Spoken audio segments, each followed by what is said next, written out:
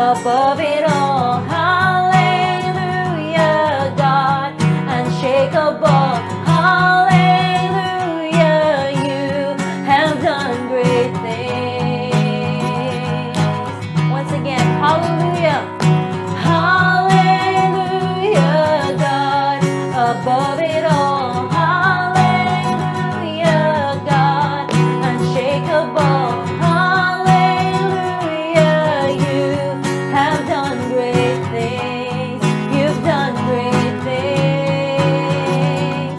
Oh, hero of heaven, you conquer the grave. You free every captive. You break every chain. Oh, God, you have done great things. Amen. We dance in your freedom, awake and alive. Oh, Jesus, your name lifted high. Oh, God, you have done great things. Oh, hero of heaven, you conquer the grave. You free every captive.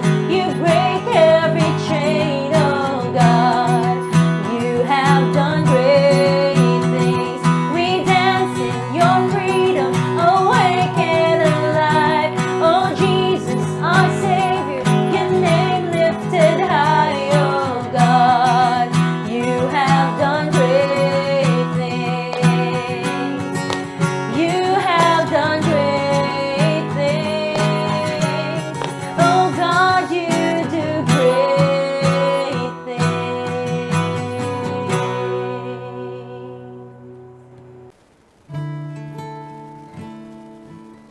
We sing to you a hymn of love, Lord Jesus, for your faithfulness in our lives.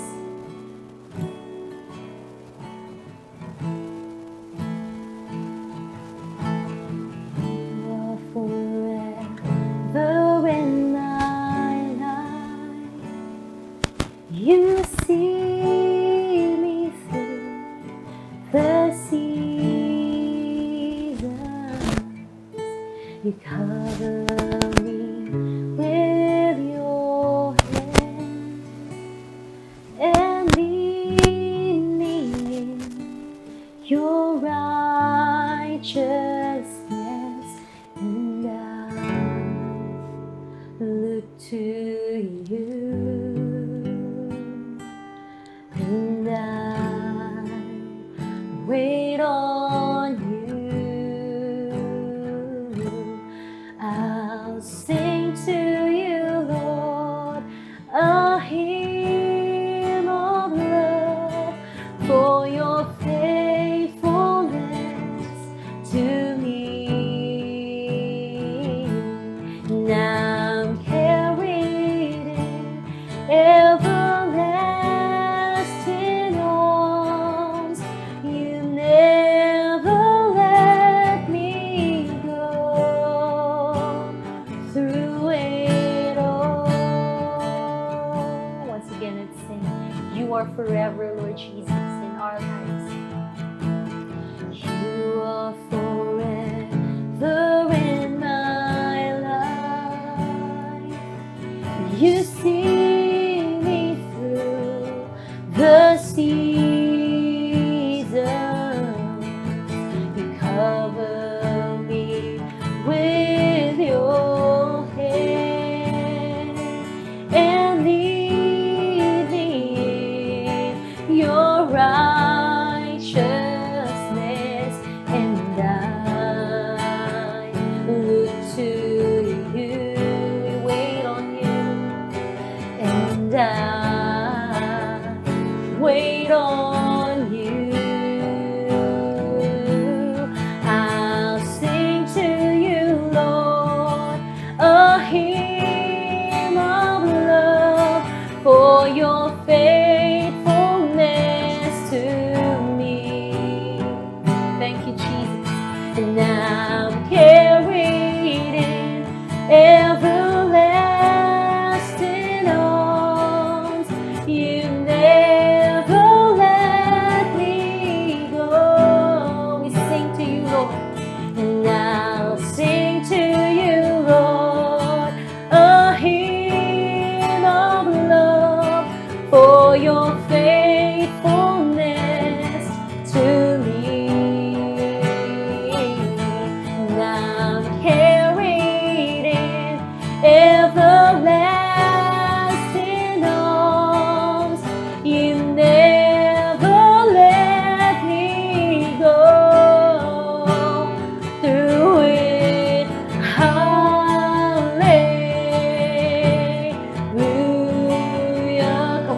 sing. Hallelujah.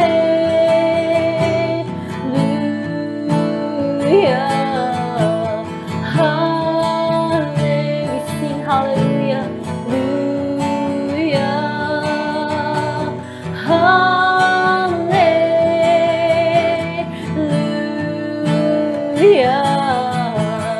Hallelujah. Worship you. Hallelujah. For the last time. Yeah. Hallelujah.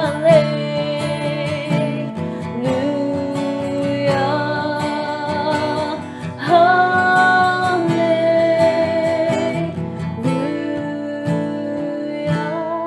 I sing to you, Lord, a hymn of love for your faithfulness to me.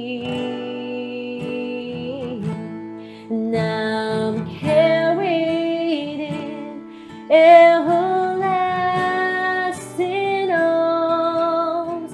You never let me go. Once again, I'll sing to you. Now I'll sing to you, Lord, a hymn of love for your faithfulness to me. Thank you, Jesus. You're worthy. Now I'm carried in everlasting arms. You never let me go through it all.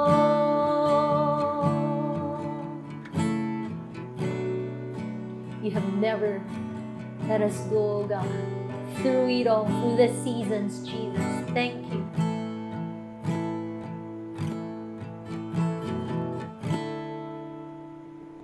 Good day, community. A blessed week to you and your family. We will be continuing atong series about the names of God, and I rejoice in the fact that we'll be closing out this series in this last message as we talk about the Lord being the shepherd, or Yahweh Rohi, or Ra'a, or Ro'i. There are many variations, but it's the same Hebrew word, which is being a shepherd. And before tayo magpadayon sa ato ang message, I invite you to bow down your head. Let's pray. Lord God, thank you for being a shepherd. Daghang salamat, Lord, because you have exactly described who we are, and we are sheep. Sheep nga who tend to go on our separate ways. Sheep who tend to go against the shepherd's will. Sheep who continually make dumb decisions. So daghang salamat, Lord, because you have presented yourself and have owned up the responsibility and the role of being our great shepherd. So Lord, daghang salamat as we discover more about you, as you are Yahweh Rohi. I pray that you be with us and you make us understand, Holy Spirit, in Jesus' name. Amen and amen. Ang atong scripture verse is a verse that is most of you are familiar with. It's in Psalm chapter 23 and all verses on that. And it starts with this name. And let's read together. The Lord is my shepherd, I shall not want. He makes me lie down in green pastures. He leads me beside still waters. He restores my soul. He leads me in paths of righteousness for his name's sake. Even though I walk through the valley of the shadow of death, I will fear no evil. For you are with me. Your rod and your staff, they comfort me.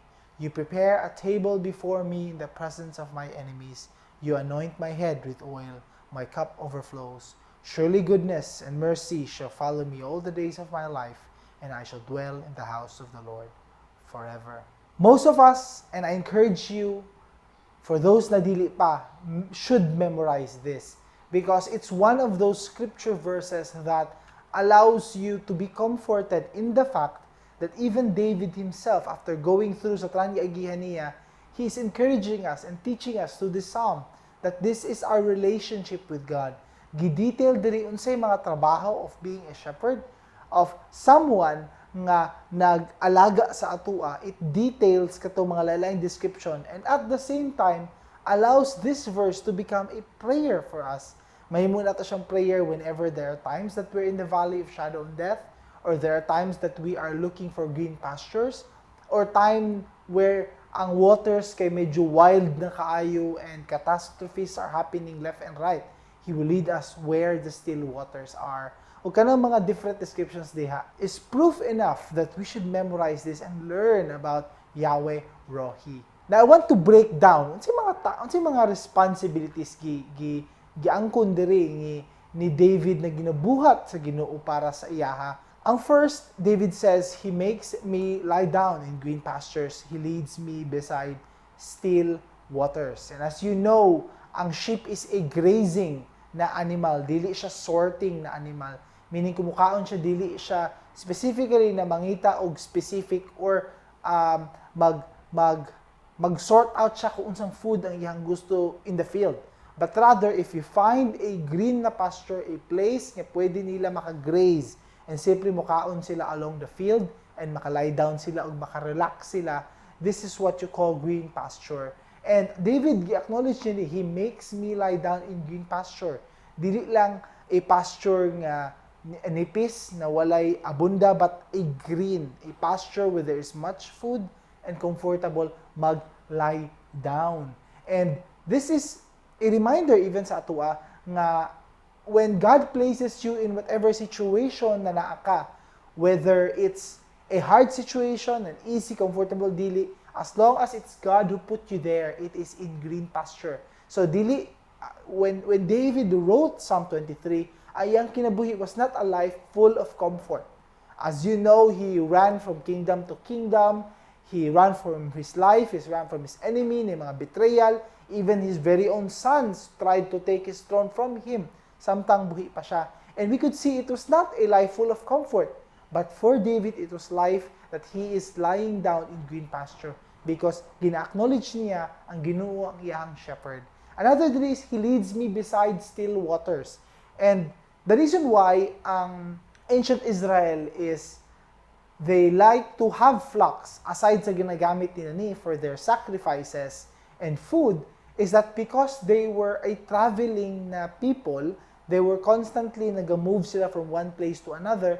Ang kanindot sa sheep is that they can move it wherever they want to go. So if kailangan sila mag-travel, kailangan sila mag-move, kailangan sila musabay as ang leading sa Ginoo silang journey going into the promised land, is that they would have sheep para daladalahon ng nila o i-guide lang nila.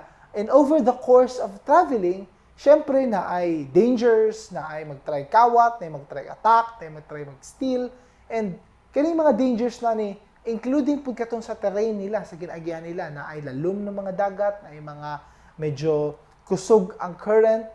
And in David's experience sa pag-travel po nila and bringing the sheep in that culture, he says, ang Ginoo as a shepherd is dili ko niya ibutang sa places that the current or the water is not potable, dili mainom, or di ako sugaayo na madala ko sa waters, but rather, wherever God would put me, or if banan ko niya, it would always be still waters, meaning relaxed water, comfortable waters. That's the kind of shepherd God is. And you might think, so good pa lang ani, wala mo, if tinuod ni, dili lagi green ang pasture na ako karon, meaning akong trabaho. Dili lagi still ang waters, daghang kong problema, daghang kubot. Ang answer, Ana, is simply kani. Even si David has experienced worse situations more than your situation. Sa ato pa, what David is saying is not the physical things, but whatever situation na ako, if spiritually I am with my shepherd, he is the kind of shepherd that emotionally, psychologically, spiritually, tanan ibdira ko niya sa green pasture and still waters, regardless of what my situation is currently. Another nag-iingon ni David diri is that Jesus is the shepherd who restores his soul. He leads me in paths of righteousness for His name's sake. Sa tuwa pa, two things na diri, ang pag-restore sa soul and pag-cure whatever David is feeling. And if you're familiar with the words of David in Psalm, it's very possible as a psychologist, kung psychologist ang magbasa sa iyang words, it's possible na nag-aagi siya through depression because grabe ang naagihan. it could be diagnosed as depression or in some cases na medyo borderline na siya going into crazy sa kagrabe sa nahitabo sa iyang kinabuhi. And yet, David says that he is the kind of shepherd that he restores my soul. And dili na nagsugod, it goes beyond the normal needs of a person. You know why? Because katong first verse 2 na gi-mention diri, those are things that you would expect a shepherd to do. Na magpakaon, magpa-comfortable sa iya, mo-guide against the danger. Any normal shepherd does that. Tanan pwede mo buhat ana. In fact, dili ka nag-shepherd to become someone na buhaton to in terms of physically. But ang pagsugod sa verse 3, he talks about karon mga things that are beyond what a shepherd is or a normal description nato of being a shepherd. And this is the first one, ang pag-restore sa soul. A shepherd cannot restore the soul of a sheep, meaning, as I was studying about what sheep is, yun sa pag-raise sila, in order to narrow down more about this topic, one thing ako na-realize there is that there are some sheep nga kalit-kalit lang out of the mood, dili mo kaon. Na ay mga sheep na suddenly, dili ka na yung appetite, lahi na klaseng pagkaon yung gusto. Or na ay sheep, suddenly, he doesn't want to go with the group. Or na ay sheep, suddenly, na siya ginabati. Pero di niyo makita physically, pero medyo emotionally. Muna, daghan who raise sheep, magreklamo that they are stupid animals compared to other animals. Kay dili siya basta-basta lang na ma-raise. Sometimes, they build corrals daw, dalhon nila, and then, for some reason, dili sila musabay, di sila musunod. That's why you have to give them an emotional spark na kay mga dogs or other animals nga magpahadlok sa ilaha or mag-push sa ilaha towards a direction because dugay kay nila magets, dugay kay nila ma-understand even though months and months or even years na nyo ginabuhat, suddenly mo go out of routine siya. Suddenly di siya musunod sa dalan niya dapat agihon. However, when a shepherd does that, i-try niya push ang sheep towards asa niya gusto pa aduon, gina-push niya sa iyahang gusto, but he can never restore the soul of a sheep. I don't think the shepherd is concerned about the soul of the sheep. A normal shepherd, ang imuha lang to make sure is mag-grow ang iyahang wool and then mag-grow ang iyang meat. And for ancient Israel, they also collect the milk. So mag-produce kapag milk. Those are things lang na para unsay makuha nimo sa imong sheep in order for you to collect something or if the time na baligyaon nimo siya, dako ang price. And so to do that, ang focus na dyan mo physical. You don't care about the soul. Ngano mag-care man ka if the sheep is happy, the sheep is satisfied sa iyang life, or ang sheep fulfilled siya sa iyang lifespan here on earth. You don't care. But dili nagsugod na si David. He is a great shepherd. He is my shepherd. You know why? Because one of the things na iyang ginaisip is ako ang soul. And that goes beyond a normal shepherd. A shepherd that restores the soul. When David encounters depression, when David encounters a confusion, kung saan may tabo siyang kinabuhi, he is the peace of my heart. He comforts me. He relaxes my mind and my soul. And during these trying times, maunang pinakanindot na reminder sa tuwa that Jesus is very willing and happy to restore our soul. He is the God of revival. Many times in Scripture, ginadescribe na that He would revive His people. He would rejuvenate ang spirit. Buhiun niya usab. He is that kind of God. Ang problema lang is that we don't tap on Him on first thought. Meaning, gina-last resort nato siya. And if lisod na kayo, wala natin makwaan pang laing restoration or entertainment or whatever panakip-butas para mawala tong sadness in our hearts, diya pa ta modul sa Ginoo. But if we make Him first place, if we acknowledge He is the shepherd, you will say along with David, He restores my soul. Tinuod jud ay. And not only that, He leads you in paths of righteousness for His name's sake. No other shepherd does that. Ang ilaha because they only do it for their own selfish ways. Ang iyaha, ang pag-lead sa atuwa is ang iyahang ways is not selfish at all, even though it is for His glory, because He is the only being who is loving at the same time seeking for glory. Because if we give the glory to God, it is where we are safest. Because the alternate is we give glory to ourselves. And as you know, the more we give glory to ourselves, the bigger our destruction is. We were never meant or designed to be objects of worship. Kita ng mga tao, we are never designed to be that. Ang Ginoo is only the being worthy of our worship. And so if balihon na to na, if we aspire na i-worship ta sa mga tao, na tagatag praise sa mga tao, na himuuntag murag ka na, the best model of a human being sa mga tao, we will always fail. And so, ang shepherd nato knows that and sees that danger and risk. So, ang buhaton niya, He will lead us along the path of righteousness so that we continue to glorify God. No other shepherd does that. Another in verse 4, even though I walk through the valley of the shadow of death, I will fear no evil. For you are with me, your rod and your staff, they comfort me. Again, it's something na di normal for isa ka shepherd. For a shepherd to go through with the sheep, going through the valley of the shadow of death. Some shepherds, hinabiyaan na lang nila, or some shepherds, di na sila mag-care because they want to protect katong naa sa ilaha.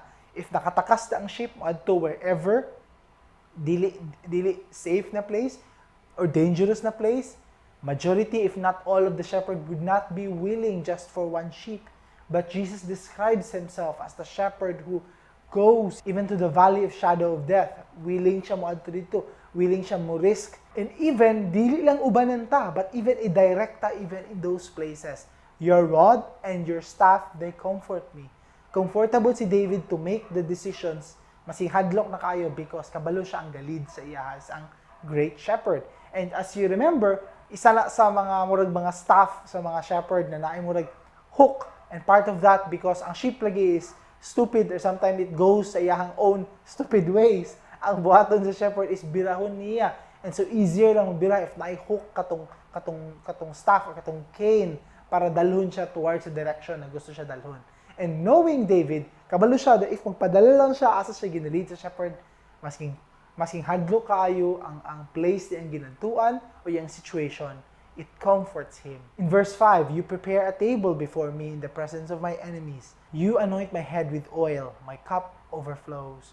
You prepare a table before me in the presence of my enemies. That's the kind of shepherd that you are. You're even a host shepherd, meaning na ay mga guests and you prepare a table before me. That goes beyond any normal shepherd. It's not only in the safe place, but again, even through going to the valley, leading towards dangerous places na naay mga enemies, He can prepare a table there for you. Inana ka grabe na shepherd ang Ginoo based on the description by David. And then later on, you anoint my head with oil, my cup overflows. Ang ritual, ang habit ng ancient Israel is that they really put oil sa ulo, sa sheep. And part of that is if mapansin nila na yung mga kuto or na yung mga ticks or na yung mga some sort of pests sa sheep, they use the oil. But in spiritual rituals, ang anointing with oil is part of making holy, meaning i-prepare ka for something or a holy use. If you remember, they would anoint the kings, they would anoint prophets before they go into service. It means you are being purified, you are being clean towards a specific purpose. And dili lang di ay gina-prepare ang food, but even ang shepherd himself anoints and purifies the sheep, and then to a point that the cup overflows, meaning He will bestow upon you blessings more than you could imagine or think of. Sobra pa sa imong kinahanglan.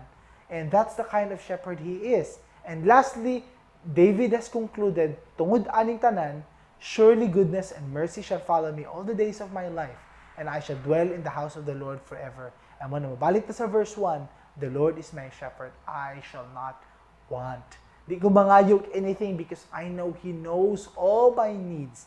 And those are enough, and He even gives more than enough of what I need.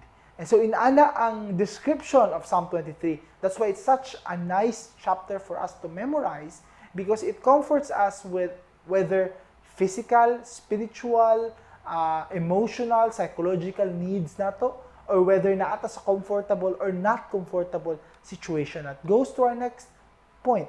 There's no other great shepherd like Christ. Based on the description na gihatag ni David ganiha, we can easily conclude walay sama sa Ginoo na kind of shepherd. But dili lang actually kana. We see later on what David did not experience or see in his lifetime. Because when Jesus came as the lamb and also the shepherd, he describes himself this way in John 10. Just as the Father knows me and I know the Father, and I lay down my life for the sheep. Kinsang shepherd who is willing to die for the sheep. Ang sheep is only an asset or a property in their time na pwede mo siya i-trade, ibaligya, or kaunon. It's for your own use. Ikaw mag-decide whatever gusto nimo buhaton with the sheep. But you don't die for the sheep. What kind of shepherd are you? Di ba ang sheep dapat i-multiply nimo, ibaligya nimo, ituyok nimo murag negosyo. But this is a different kind of shepherd. There's a kind of shepherd who is willing to die for the sheep. 1 Peter chapter 2, He himself bore our sins in his body on the tree, that we might die to sin and live to righteousness. By his wounds you have been healed. For you were straying like sheep, but have now returned to the shepherd and overseer of your souls. Makitaan po natin diri that he is the kind of shepherd who sees you immediately when you are going astray. O di kaya makita sa mga tao when they're going astray. So karon ibalik ka niya towards that, even to a point that he would die on a cross so that he would pay for our sins para kita makabaton og righteousness, og forgiveness gikan sa Ginoo. It's not only a shepherd who would die, but a shepherd who would be the agent of righteousness and forgiveness. Inaala siya na kind of shepherd. And not only that, that goes to our next point again. God even equipped some as little shepherds to continually point to the great shepherd. Wala siya na kontento that He is the one only shepherding us, but He even appointed and equipped some to become shepherds or pastors. People who would help us and train us and continually teach us as a way to point to the great shepherd. So, ang point na niya are two things. One, it shows God's care. Wala niya gi-set up ang atong faith in Him in such a way na direct lang, but He is also using gifts and talents of different people na ang gina-equip para magpadayon og further atong pag-grow into knowing more about Him. That's number one. Ang number two meaning ani is that ang shepherds will never replace the great shepherd. Sa tuwa pa, even though there are pastors and shepherds who are not faithful in their task or in their role, it's sad to see, and it should be a reminder that they can and will fail. Kami who are shepherding, who do the work of a pastor or a shepherd, we will fail. Over time, mag-fail gihapon mi. We will never be perfect. We will try to be perfect, we will try to have excellence or achieve perfection sa among ginabuhat, but we will never be the shepherd, the great shepherd. We will never replace Jesus Christ as the shepherd. We will only point to Him. And therefore, if we fail, ang atuang faith should not be in correlation sa among faithfulness. Even if we fail, it means you continue on because ang imong great shepherd is the one that you look up to. Nag-fail lang katong someone na nag-point sa iyaha. Because there are times in this kind of example na if mag-point ko sa Ginoo to the great shepherd and then I wear a shepherd's attire, ang ginabuhat mo na ako, ang ginabuhat sa isa ka shepherd, and there are times makapoy niya akong kamot. There are times na dili tama akong pag-point. Na ay times na I will be distracted to other things. But that doesn't mean you stop being a sheep. Or that doesn't mean na walay great shepherd dito sa taas that is helping us along the way. So sa ato pa, kana ang two things na napasabot ani na point. We see that in Ephesians chapter 4. He gave the apostles, the prophets, the evangelists, the shepherds, and teachers to equip the saints for the work of ministry, for building up the body of Christ. Equip the saints. Clarify lang nako because in the New Testament word, it means every believer. It is a saint. Ang saint, you don't have to be promoted to be a saint. Wala yung mag-judge and ikaw na si saint, kani. All of us are called to be saints. All of us are called to be priests, according kay Peter Pud. Because ang saint meaning, your sins are forgiven. You are now a saint. You are now following God. You're a priest because ang trabaho sa priest is someone who is the mediator between people and God. But now, gitanggal sa Ginoo, He tore the veil, gitunga niya, and therefore you can now enter to God directly as a believer. And therefore we are a kingdom of priests as well. So sa tuwa pa, ang naiuban, He has equipped by the gifts of the Holy Spirit to have these roles, to do these things, in order na kita tanan to be equipped for the work of ministry. Sa tuwa pa, di ka pwede kalikay ani. In your journey of faith, you must at some point use your gifts and talent for the work of the ministry. Ministry is not optional. It's a normal Christian thing. Sa totoo pa, any normal Christian, any normal believer has a ministry. No exception. Dili ka kinahanglan invitation, dili ka kinahanglan supernatural installment. Ikaw mangita for a ministry. That's your role. That's your role as a believer. If wala kay ministry, you become an abnormal Christian. Meaning, dili normal ang imong ginabuhat. You're a weird Christian. Weird ka because in the first place, you are not doing the responsibility or the calling that God has called you to do. Remember Ephesians chapter 2, we discussed this many times.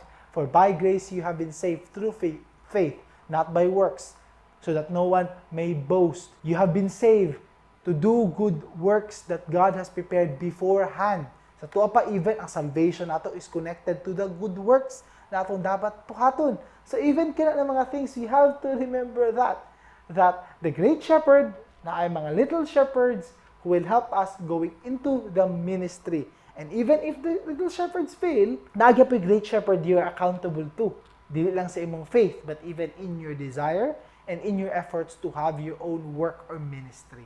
Mabita to Ezekiel, God commands Ezekiel to prophesy against the shepherds of Israel. Prophesy and say to them, even to the shepherds, thus says the Lord God, as shepherds of Israel who have been feeding yourself. Should not shepherds feed the sheep? You eat the fat, you clothe yourselves with the wool, you slaughter the fat ones. Sa tuwa pa, kasi continue on sa pag-describe dito sa Ginoo, he was scolding, kasabaan niya kaning mga shepherds who are not doing the responsibility. But wala siya niingon that because of you, dapat mag-undang ng sheep to become sheep.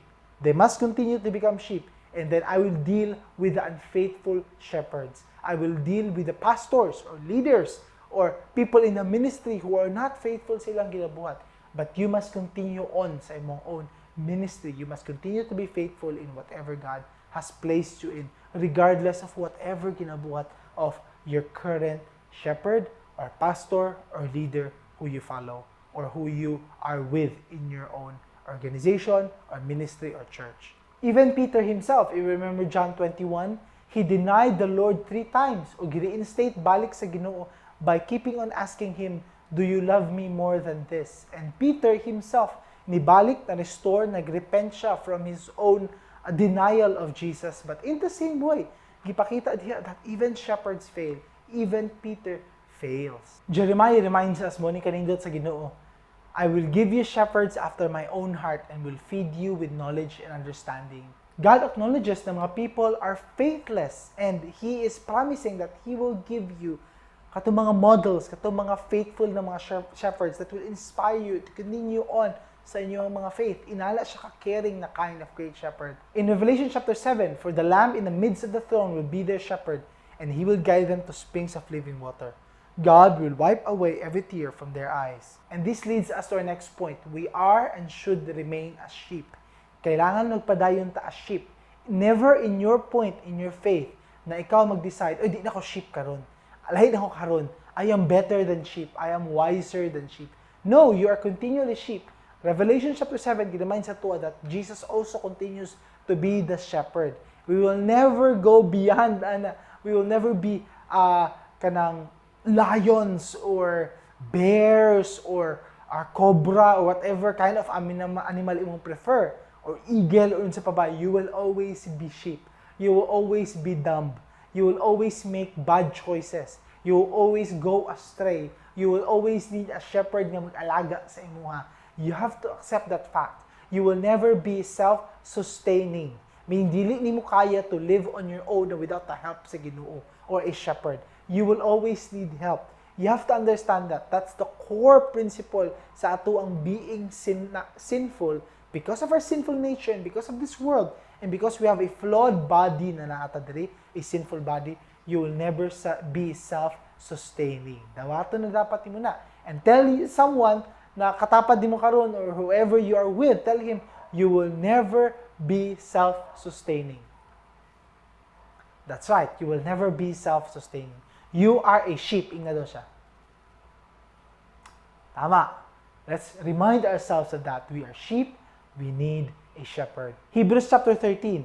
May the God of peace who brought again from the dead our Lord Jesus, the great shepherd of the sheep by the blood of the eternal covenant, equip you with everything good that you may do His will, working in us to which is pleasing in His sight, through Jesus Christ. Again, He describes Himself, the great shepherd of the sheep.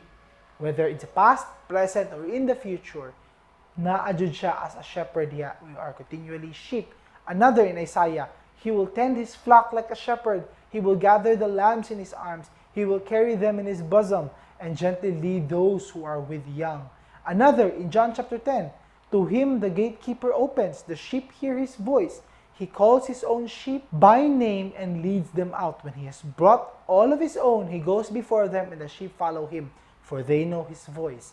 A stranger they will not follow, but they will flee for Him, for they do not know the voice of strangers. Again, the sheep hears voice, and He calls His own sheep by name. Kabalo siya even sa ngalan sa iyang mga sheep. Inana siya kapag pag-abot siyang memorization and personalization. Inana siya na client of shepherd na dili siya mo allow nga generic lang kamutanan, but He knows your name. He knows your problems. He knows your specific needs. That's the kind of great shepherd He is. But nagpakita po diri that this is a mark of a true sheep, that you hear the shepherd's voice. Out of all the relationship, kipili sa Ginoo of a sheep and a shepherd, knowing that the sheep is so reliant sa iyang day-to-day mga panginahanglan towards the shepherd. That's why kana na relationship iyang gipili, a sheep and a shepherd. And one time we had a Bible study in Jensen, and one of the young people na nag-ask during that Bible study, because usually after a service, napa-immediate Bible study over lunch.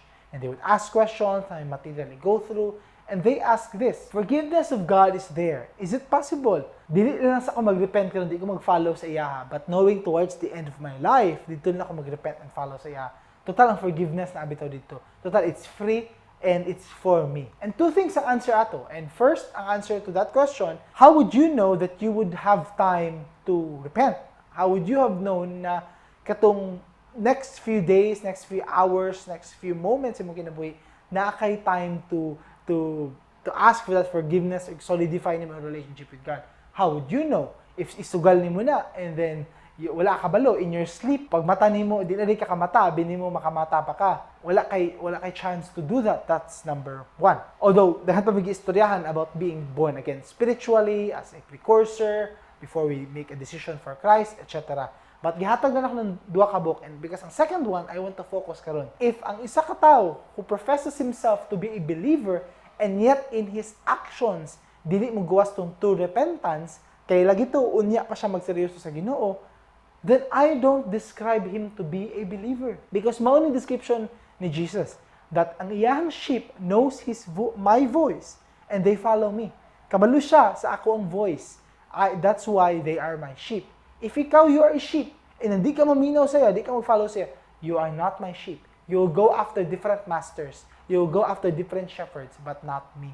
And if kana ang description ni Jesus, then we must be careful.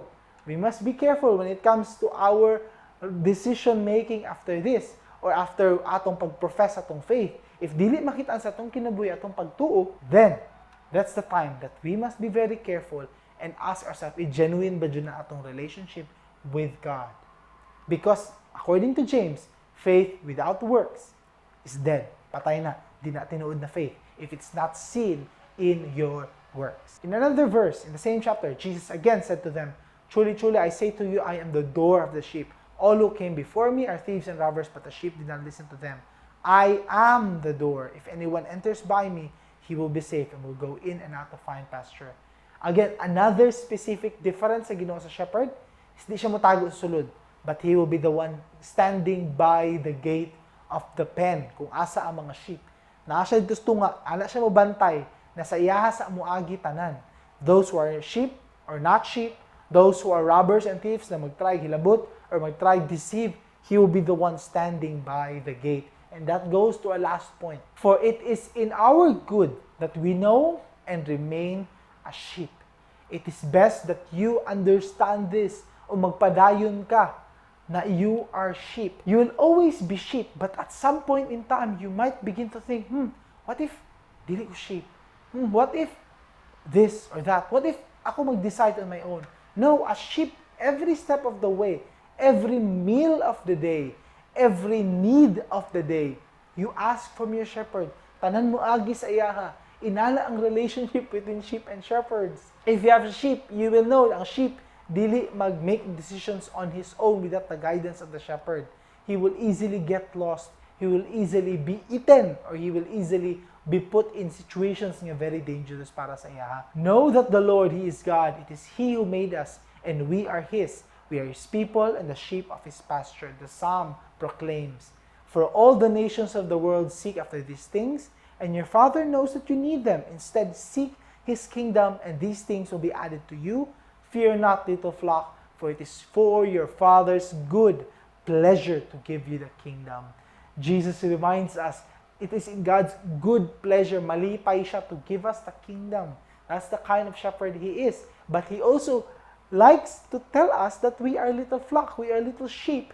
We must know this. And appeal dapat na sa atong relationship sa Yah, that we approach Him in a way that we know He is the only giver in our lives. He is the only shepherd sa atong kinabuhi. My sheep hear my voice, and I know them, and they follow me. That's the description of being a sheep, that you know His voice and you follow Him. I have other sheep that are not of this fold. I must bring them also, and they will listen to my voice. So there will be one flock, one shepherd. Nindot ki siya nga shepherd, no? Because not only He takes care of us, but He goes outside and looks for His other sheep. If mawala ka, birahon ka niya balik. And if naay mga sheep na wala pa nasulod sa iyahang pen or sa iyang farm, pangitaon to niya in order to bring them. Kung pwede gani alsahon kaniya para dalahon kaniya balik inside. That's the kind of shepherd that He is. Hear the word of the Lord, O nations, and declare it in the coastlands far away. Say, He who scattered Israel will gather him. He will keep him as a shepherd keeps his flock. Jeremiah chapter 31. Yahweh Rohi, our great shepherd. It is not enough to continually remind us of this message each and every day. I know kapoy ang life. I know ang life has many ups and downs. I know it can be depressing, it can be sad, it can be in one point happy, and later on daghan kay mga problems along the way that takes away our happiness. Know this fact. If naama kay anything na daladalahon each and every day, you are sheep and you have a shepherd who is more than willing to take care of you. Grab His hand. Tap into His loving kindness nga mudala sa tuwa, muuban sa tuwa, and mualaga sa tuwa. He is there. He is waiting. Let's bow down our heads. Let's pray. Lord, thank You for being our great shepherd. Thank You that You have designed us to be sheep, and You have designed Yourself to become more than capable to be the great shepherd that we have. Lord, we are fully trusting in You. And if wala pa mi ka-decide to become like sheep or be sheep and mag-follow sa imo as a shepherd, I pray that You change our hearts, renew our minds, na kami makasabot how scary it is, hadlok kayo na manginabuhi mi without having a shepherd sa among kinabuhi. Lord, I pray that You start in us a relationship or a renewal sa among relationship with You as our shepherd. We thank You. To Yours be the glory. In Jesus' name, amen and amen.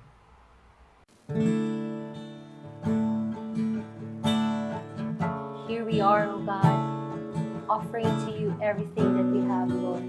Like You spilled Your blood, Lord, You spill our hearts as an offering to You, Jesus.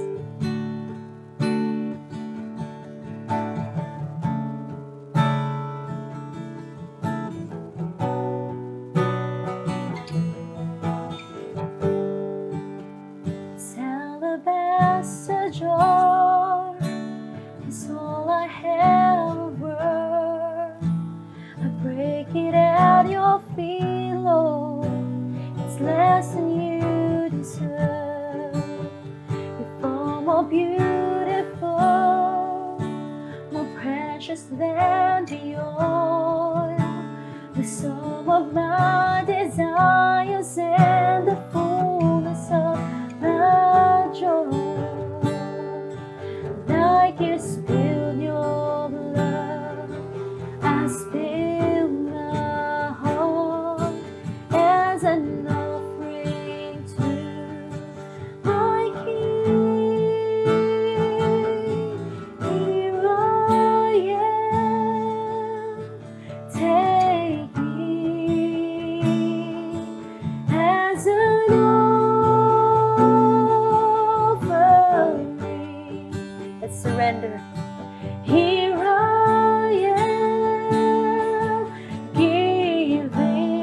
every heartbeat, Lord. Every heartbeat for your glory. Take me.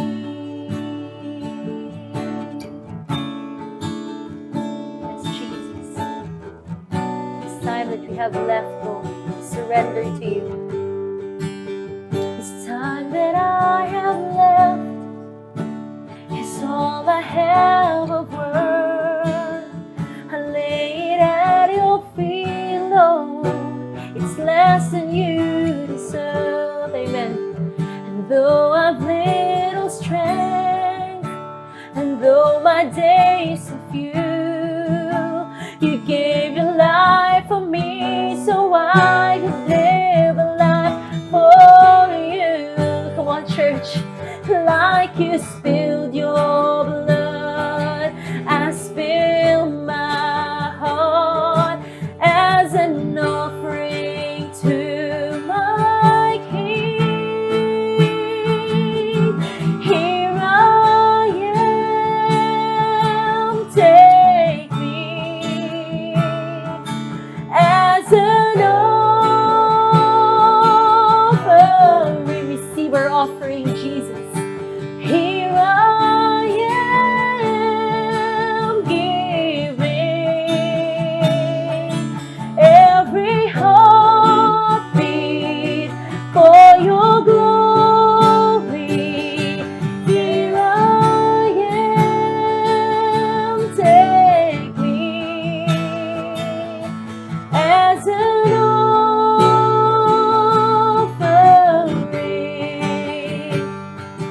Here I am, giving, Lord, every heartbeat, Jesus. Every heartbeat for your glory. Say, worthy, worthy, you are worthy, worthy is the Lord. Our God is worthy. Come on, let's give him praise. Worthy, worthy, you are worthy, worthy is the Lord. You alone, worthy Jesus. Worthy, worthy, you are worthy, worthy is. Let's glorify Jesus.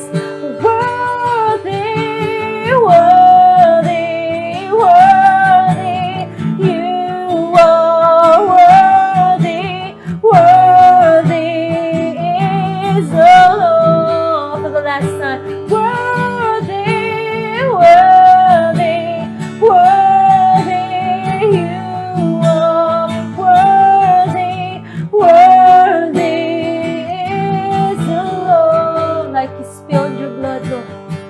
Like you spilled your blood, I spill my heart as an offering to my King. Here I